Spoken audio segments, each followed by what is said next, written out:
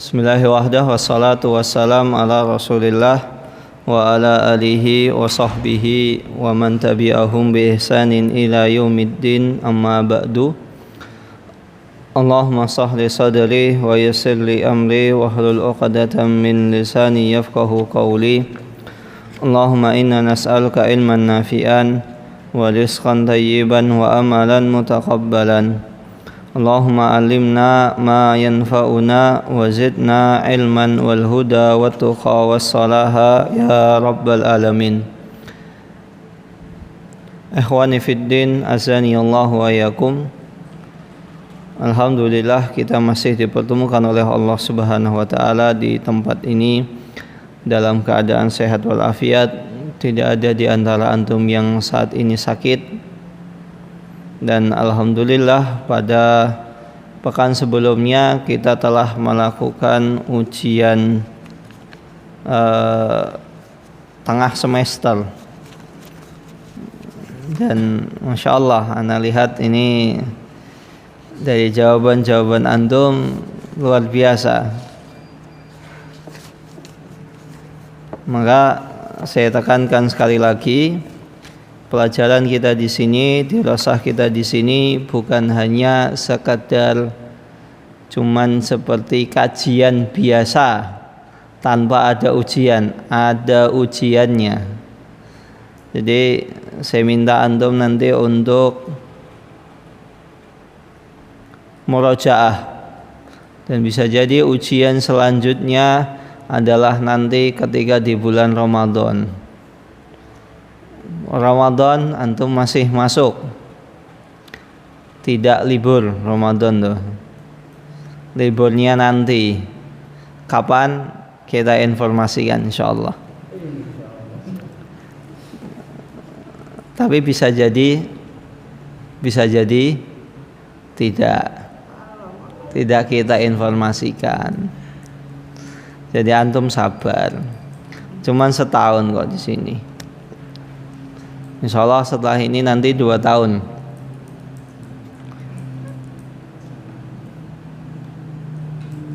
Sehingga nanti 2 tahun, tahun pertama insyaallah adalah fokus menghafal. Tahun kedua setelah itu kita terjunkan antum untuk menjadi pengampu hafalan di beberapa tempat yang sudah mengajukan praktek mengajar. Di sisi lain juga nanti mungkin bagi yang belum menyelesaikan bangku sekolah bisa untuk belajar. Jadi sejak awal masuk nanti insyaallah kita daftarkan PKBM. Kemudian nanti biaya transportasinya dari mana masing-masing peserta didik yang menanggung. Kita mendaftarkan sekolah, nanti antum menginduk. Alhamdulillah sudah ada. Nah, lumayan jaraknya. Dan untuk saat ini ya kemungkinan mau tidak mau harus ada biaya sendiri. Kemudian saat ini kita sudah juga sedang menjajaki misalnya lembaga pendidikan yang bisa membantu pendidikan antum. Mungkin di antara antum ada yang belum lulus SMP atau SMA, bisa jadi belum punya ijazah SMP atau SMA, bisa insyaallah. Nah, itu muqaddimah. Kemudian ikhwan yang dirahmati Allah Subhanahu wa taala, pada pertemuan sebelumnya telah kita jelaskan tentang keutamaan dan urgensi tauhid, bahwasanya tauhid adalah rukun Islam yang paling agung, sehingga seseorang ketika beribadah dia tidak mungkin ibadahnya diterima oleh Allah Subhanahu wa taala kecuali dia beragama Islam. Maka Allah Subhanahu wa taala berfirman, Innad dina indallah wal Islam. Sesungguhnya agama yang diterima di sisi Allah adalah Islam. Maka ketika seseorang tidak beragama Islam, sebanyak apapun amal ibadahnya tidak bisa diterima. Itu hanya bisa mengurangi siksaan yang akan diterima, tentunya dengan izin Allah Subhanahu wa taala.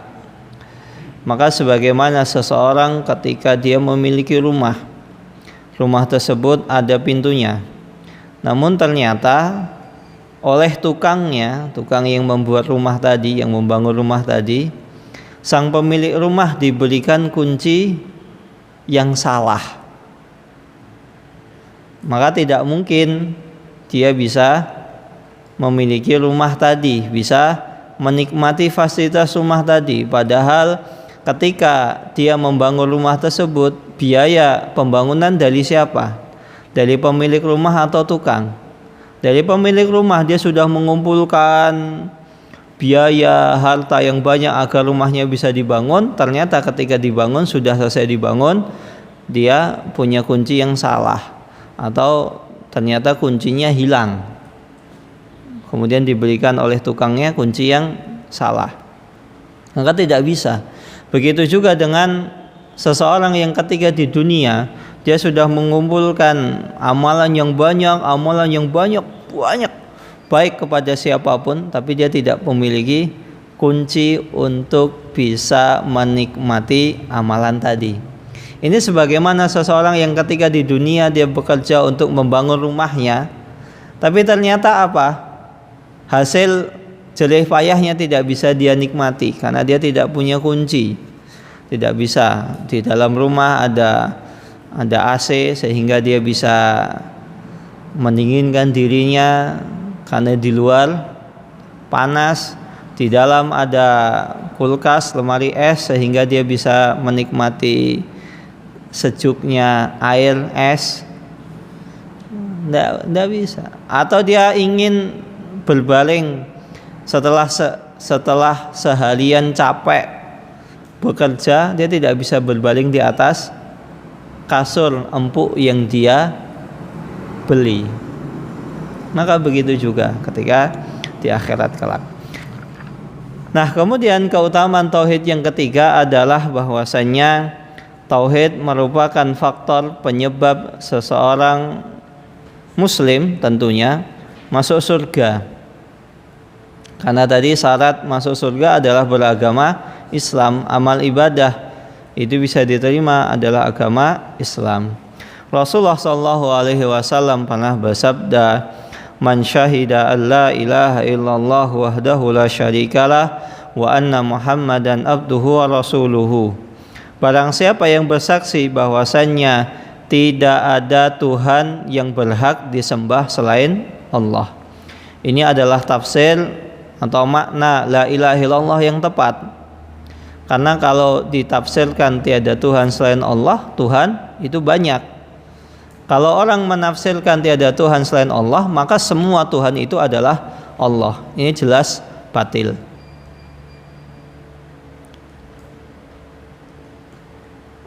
Wa anna Muhammadan abduhu wa rasuluhu, dan bahwasannya Nabi Muhammad adalah hamba dan utusannya.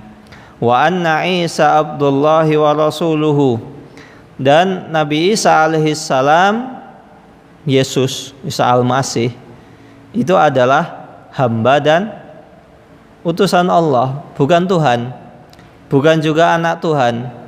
Maka kalau ada orang Nasrani ketika masuk Islam, sebagian ulama mengatakan dia syahadatnya ditambahi wa anna Isa abdullahi wa rasuluh. Dia harus mengakui bahwasannya Isa itu adalah hamba Allah dan Rasul Allah, bukan anak Tuhan, bukan apalagi Tuhan. Wa kalimatuhu alqaha ila Maryam wa ruhum minhu, dan rohnya itu dari Allah Subhanahu wa taala. Allah yang meniupkan kepada ibunda Maryam sehingga ibunda Maryam itu bisa hamil dan melahirkan.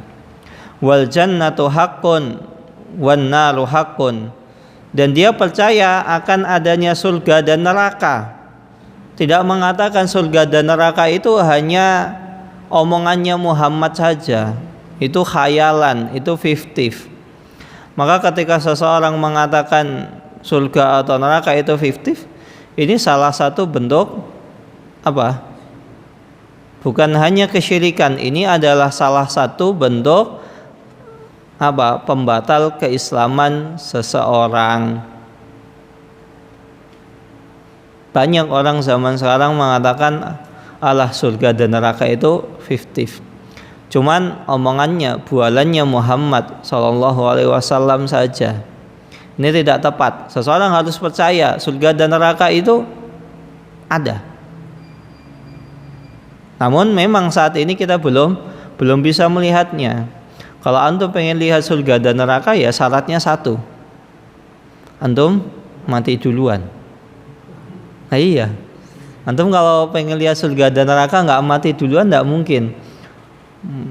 Misal ada orang yang mengatakan, Ustadz, Pak Yai, saya pernah lihat surga. Kapan? Kemarin kapan? Ketika mimpi. Tidak mungkin itu. Itu hanya surga dalam bayangan manusia. Karena surga yang hakiki adalah mala ainun ra'at wala udunun sami'at wala khatara ala qalbil bashar. Tidak ada mata yang pernah melihat, dan tidak pernah ada telinga yang pernah mendengarkan seperti apa.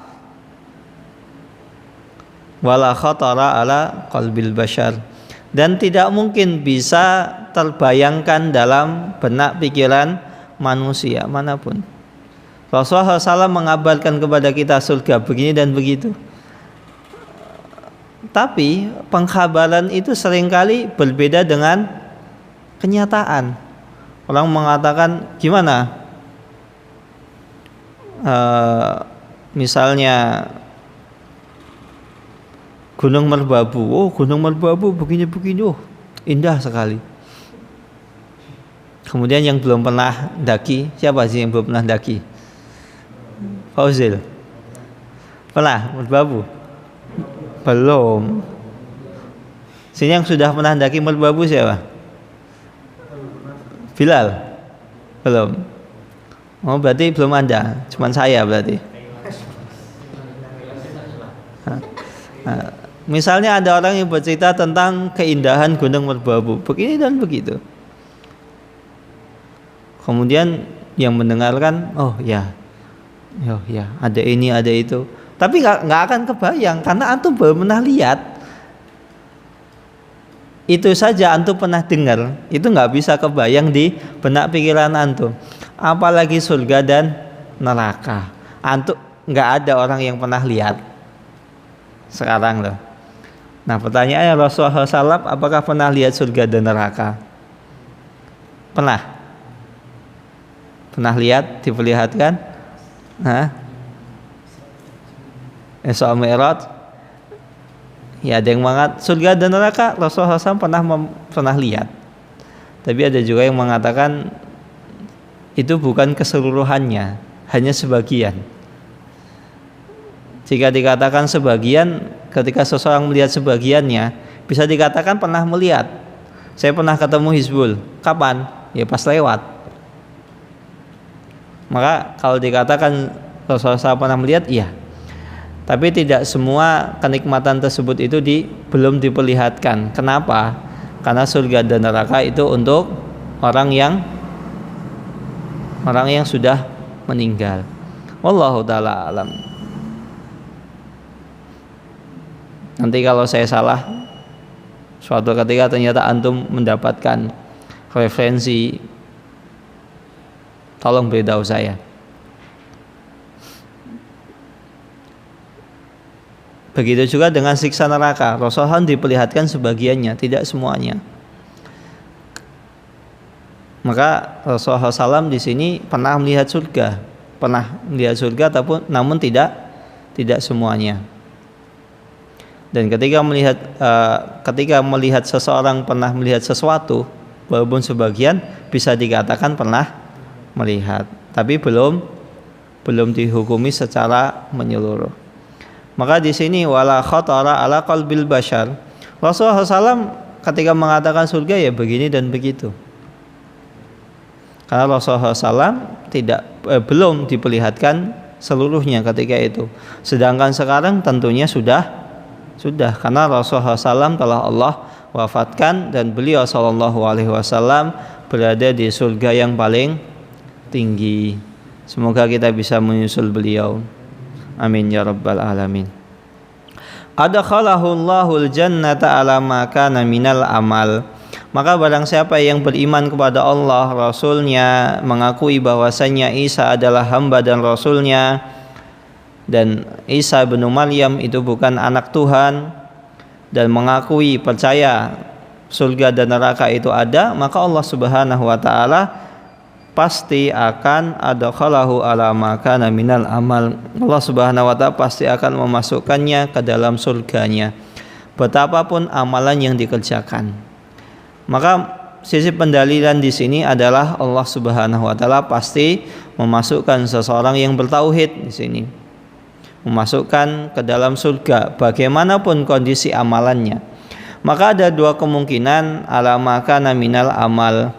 Allah Subhanahu wa taala ya akan memasukkan setiap orang yang bertauhid dengan bersaksi bahwasanya tiada Tuhan yang berhak disembah selain Allah. Langsung Rasulullah SAW, Allah Subhanahu wa taala langsung akan memasukkan orang tersebut, baik langsung atau ujung-ujungnya masuk surga, meskipun dilalui dengan misalnya disiksa dulu. Karena namanya manusia kan pasti pernah melakukan dosa, siapapun itu. Manusia itu pernah melakukan dosa. Tinggal pertanyaannya apakah dosanya diampuni atau tidak. Para nabi dan rasul itu pernah melakukan dosa. Namun dosa mereka itu pertama sudah diampuni. Kedua, dosa yang mereka lakukan itu adalah dosa-dosa kecil, bukan dosa besar. Yang ketiga, dosa yang mereka lakukan itu tidak mempengaruhi kredibilitas atau mempengaruhi keagungan para nabi dan rasul. Buktinya apa? Rasulullah SAW pernah melakukan kesalahan. Buktinya adalah dalam surat Abasa. Bukti yang lain,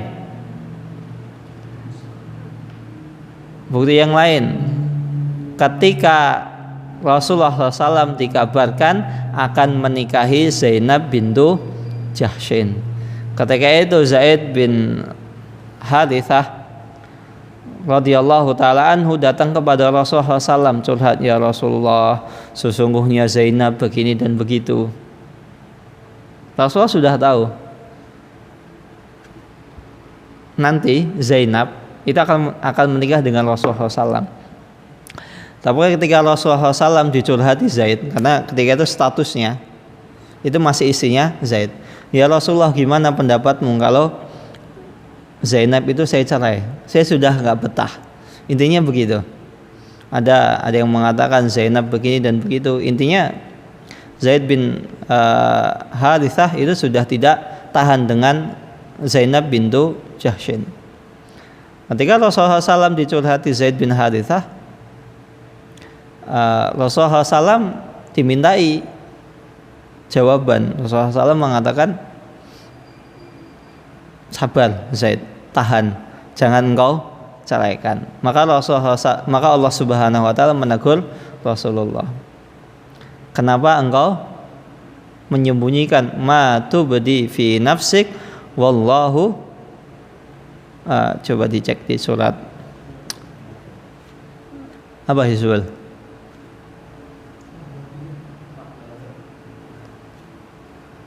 astagfirullah,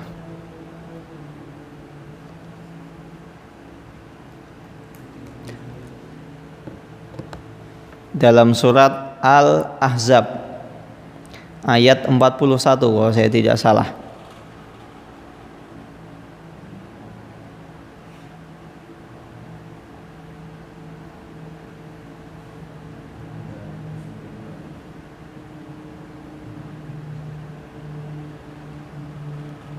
Oh bukan, ternyata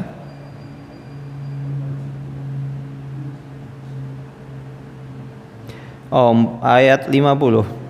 Sebentar.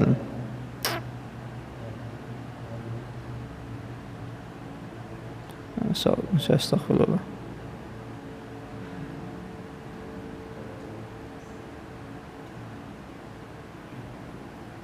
Kok lupa, bukan Al-Ahzab. Astagfirullah.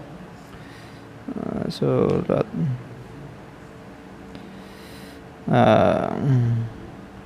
intinya itu bahwasanya Rasulullah SAW pernah dicurhati oleh Zaid bin Harithah radhiyallahu taala anhu tentang Zainab bintu Jahsyin. Kemudian Rasulullah SAW mengatakan, wahai Zaid, hendaklah engkau bersabar atas istrimu. Maka Allah Subhanahu wa taala menegur, ya Rasul, kenapa engkau ayat 37. Singkat Anda itu sekitar 40-an. Wa an amta alaihi amsik alaika zaujak wattaqillah. Wahai Zaid, sabar terhadap istrimu Zainab bintu Jahsyin, wattaqillah, dan hendaklah engkau bertakwa. Artinya apa? Zainab itu jangan engkau ceraikan. Wa tukhfi fi nafsika mallahu mubdih. Sedangkan kau wahai Muhammad, engkau menutupi kabar yang telah Allah Subhanahu wa taala bedakan kepadamu. Nanti Zainab akan menikah denganmu.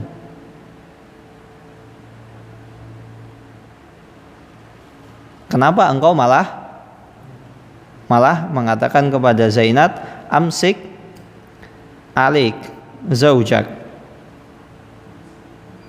Dan Rasulullah SAW di sini sebenarnya itu alasannya kenapa menyembunyikannya bukan alasan yang salah. Alasan adalah karena Rasulullah SAW ketika itu akan menikahi Zainab yang notabene adalah mantan istri anak angkatnya. Sedangkan dalam masyarakat jahiliyah, orang menikahi mantan istri anak angkatnya itu dilarang. Sedangkan dalam Islam hal tersebut itu sudah dihapus, tidak berlaku. Istri anak angkat ya seperti orang lain. Tidak seperti misalnya istrinya anak sendiri gitu loh. Kalau istri anak sendiri kan mahram. Kemahramannya apa? Mu'abbad sampai kapanpun. Walaupun misalnya anak kita sudah cerai sama istrinya tadi, sama perempuan tadi, kita dengan mantan istri anak kita itu masih mahram.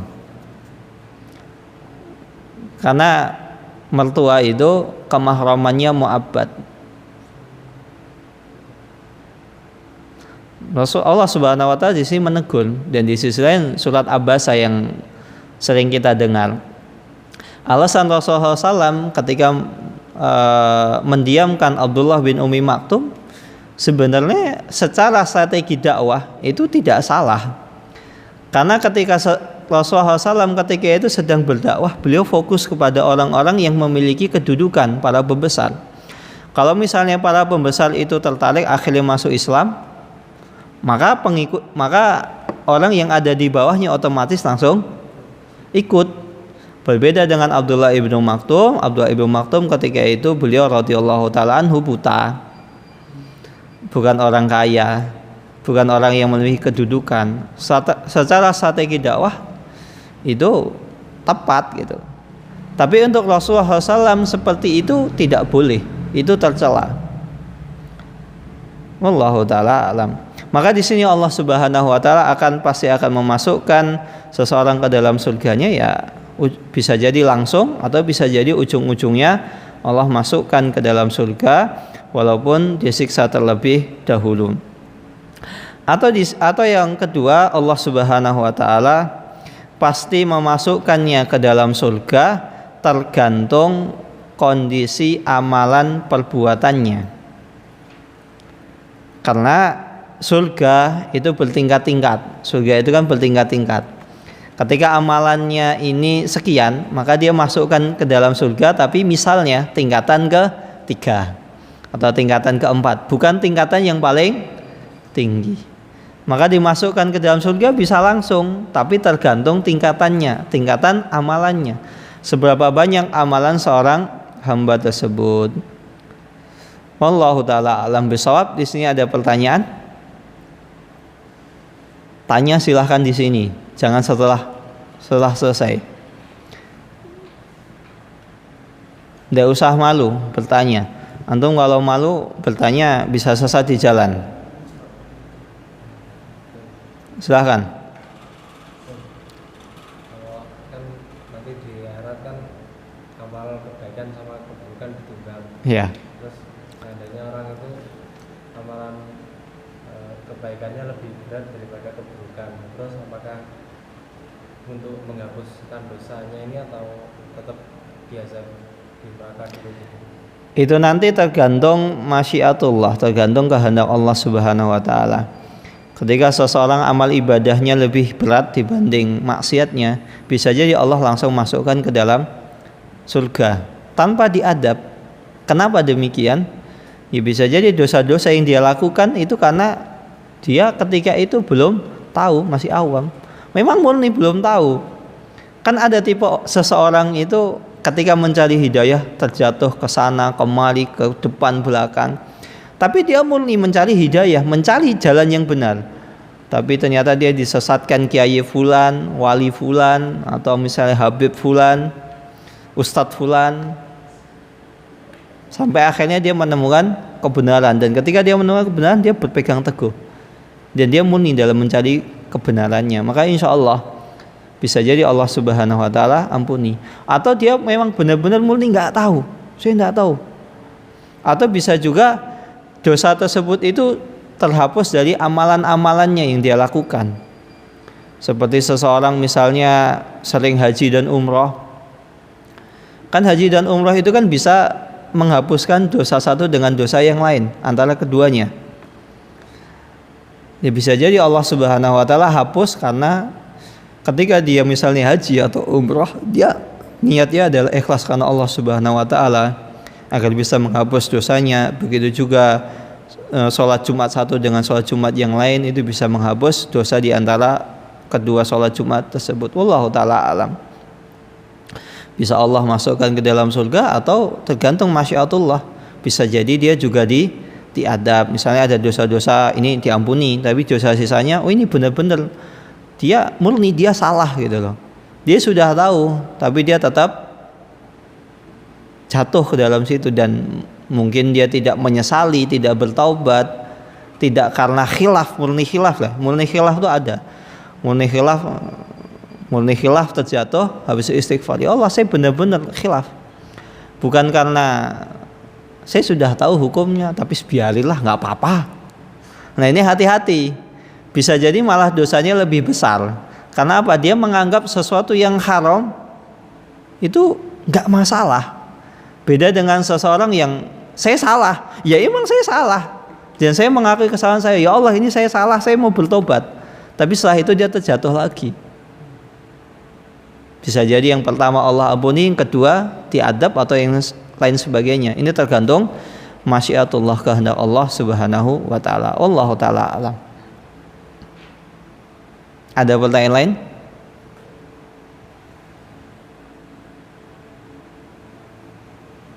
Alwan. Ada pertanyaan Alwan?